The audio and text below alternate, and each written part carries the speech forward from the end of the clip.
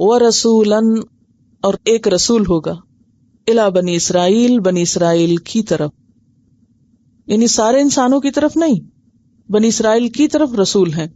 کیونکہ یہ بات بائبل میں بھی کلیئرلی لکھی ہوئی ہے کہ اس نے جواب میں کہا کہ بنی اسرائیل کے گھرانے کی کھوئی ہوئی بھیڑوں کے سوا کسی اور کے پاس نہیں بھیجا گیا. یہ متی کی روایت ہے کہ میں کس کی طرف بھیجا گیا ہوں؟ بنی اسرائیل کے گھرانے کی کھوئی ہوئی بھیڑوں کی طرف. کھوئی ہوئی بھیڑیں کیوں؟ کھوئی ہوئی بھیڑ کون ہوتی ہے؟ جو اصل مقصد سے ہٹ جائے، یعنی اپنے دین کو اور اپنی اوریجن کو اور اپنی ہر چیز کو اس طرح کھو بیٹھے تھے کہ ان کو یہ بھی نہیں پتا تھا کہ اب وہ دنیا میں کس لیے آئے ہیں، یا ان کا خاص کام یا ان کا جو مقصد ہے وہ کیا ہے. آج کل کھوئی ہوئی بھیڑیں کون ہیں؟ ہم کیوں کھوئی ہوئی بھیڑیں ہیں؟ ہم نماز روزہ بھی کر لیتے ہیں لیکن ہمیں یہ پتا نہیں کہ ہم بحیثیت امت مسلمہ کے کس مشن پر بھیجے گئے اور اس دنیا میں ہمارے وجود کا مقصد کیا ہے، ہمیں کیوں پیدا کیا گیا. ہم بہت سے دین کے کام محض ریچول کے طور پہ کر لیتے ہیں لیکن کسی خاص مقصد کے تحت نہیں کرتے. اس کے برعکس نبی صلی اللہ علیہ وسلم کی رسالت کس کے لیے ہے؟ وما ارسلناک الا رحمتا للعالمین، تمام جہانوں کے لیے. انی قد جئتکم بآیۃ من ربکم، بے شک میں تمہارے پاس تمہارے رب کی طرف سے ایک نشانی لے کر آیا ہوں. یہ کون سی نشانی تھی؟ تورات کی طرف اشارہ ہے، آیات. اور دوسرے یہ معجزات جن کا آگے ذکر ہے. انی اخلق لکم، بے شک میں تمہارے لیے پیدا کروں گا، من الطین، مٹی سے. تین کہتے ہیں گیلی مٹی کو جس میں بھوسا وغیرہ نہ ہو، اگر وہ سوکھ جائے تب بھی تین ہوتی، یعنی چکنی مٹی جس کو کہتے ہیں نا، کیچڑ.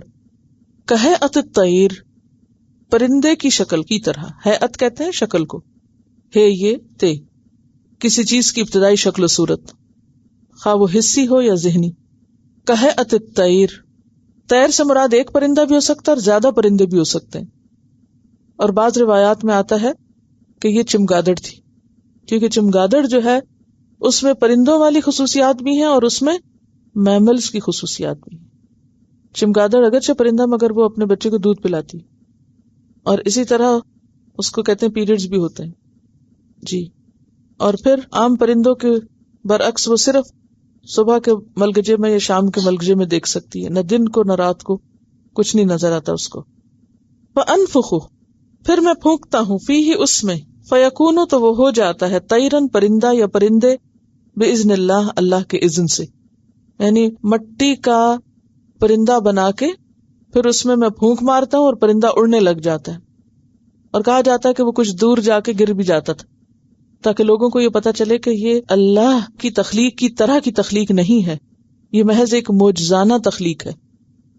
وَأُبْرِئُ الْأَكْمَحَ، اور میں مبرہ کرتا ہوں، عیب سے پاک کرتا ہوں، اکمح یعنی مادر زاد اندھے کو. ابریو کا روٹ ہے بے رے حمزہ، برا، مکروہ چیز سے نجات پانا، عیب سے مبرہ کرنا. اور ابرسا کا لفظ برس سے ہے، بے رے سواد سے، سفید داغ والے کو ابرس کہا جاتا ہے. یعنی ایسے شخص کو جو پیدائشی طور پر اندھا ہو، جس کی آنکھیں اندر دھنسی بھی ہوں، جو بالکل نہ دیکھ سکتا ہو، اس کو ہاتھ پھیر کے دیکھنے والا بنا سکتا ہوں، اور جس کے جسم پر سفید داغ ہوں اس کو ہاتھ پھیر کر تندرست صحیح سالم کر سکتا ہوں. وَأُحْيِي الْمَوْتَى، اور میں مردوں کو زندہ کر سکتا ہوں. روایات میں آتا ہے 4 مردے آپ نے زندہ کیے تھے، ایک اپنے دوست کو، ایک سام بن نوح کو، اور ایک بڑھیا کے بچے کو جو قبرستان لے جایا جا رہا تھا، اور ایک اور عاشر کی بیٹی کو. لیکن یہ سب کچھ کیسے تھا؟ بِإِذْنِ اللَّهِ، اللہ کے اذن سے تھا، اللہ ہی کے حکم سے تھا. وَأُنَبِّئُكُمْ، اور میں تم کو بتا سکتا ہوں، بِمَا تَأْكُلُونَ، جو تم کھاتے ہو. اب مثلاً آپ نہیں جانتے کہ آج صبح کون کیا کھا کر آئے، لیکن عیسیٰ علیہ السلام ہر ایک کو بتا سکتے تھے کہ آج تم نے کیا کھایا. وَمَا تَدَّخِرُونَ، اور جو تم ذخیرہ کرتے ہو، فی بیوتکم، اپنے گھروں میں، جو سٹور میں رکھا ہے، جو فریج میں رکھا ہے، سب پتہ ہے. تدخرون کا لفظ جو ہے یہ ذال خارا سے ہے، اس کا روٹ جو ہے وہ دال نہیں ہے، ذال ہے. اصل میں اوریجنلی یہ ذال ہے، ذال خارا، ذخرہ، ذخیرہ کرنا. پھر یہ ایسے کیسے بن گیا یہ بھی نہیں آپ کو سمجھ آئے گا، بس اتنا ہی قبول کر لیجئے. فی بیوتکم، اپنے گھروں میں. ان فی ذالک، بے شک اس میں، لآیتن، البتہ نشانی ہے، یعنی معجزہ ہے، لکم، تمہارے لیے، ان کنتم مومنین، اگر تم مومن ہو. اگر تم مومن ہو تو اس میں تمہارے لیے بہت بڑی نشانی ہے. مومن سے مراد یہاں کیا ہے؟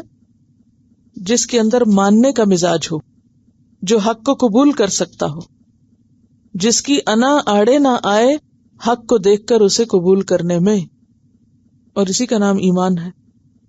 وَرَسُولًا إِلَى بَنِي إِسْرَائِيلَ أَنِّي قَدْ جِئْتُكُمْ بِآيَةٍ مِّن رَّبِّكُمْ أَنِّي أَخْلُقُ لَكُم مِّنَ الطِّينِ كَهَيْئَةِ الطَّيْرِ فَأَنفُخُ فِيهِ فَيَكُونُ طَيْرًا بِإِذْنِ اللَّهِ وَأُبْرِئُ الْأَكْمَهَ وَالْأَبْرَصَ وَأُحْيِي الْمَوْتَى بِإِذْنِ اللَّهِ وَأُنَبِّئُكُم بِمَا تَأْكُلُونَ وَمَا تَدَّخِرُونَ فِي بُيُوتِكُمْ إِنَّ فِي ذَلِكَ لَآيَةً لَكُمْ إِن كُنتُم مُّؤْمِنِينَ.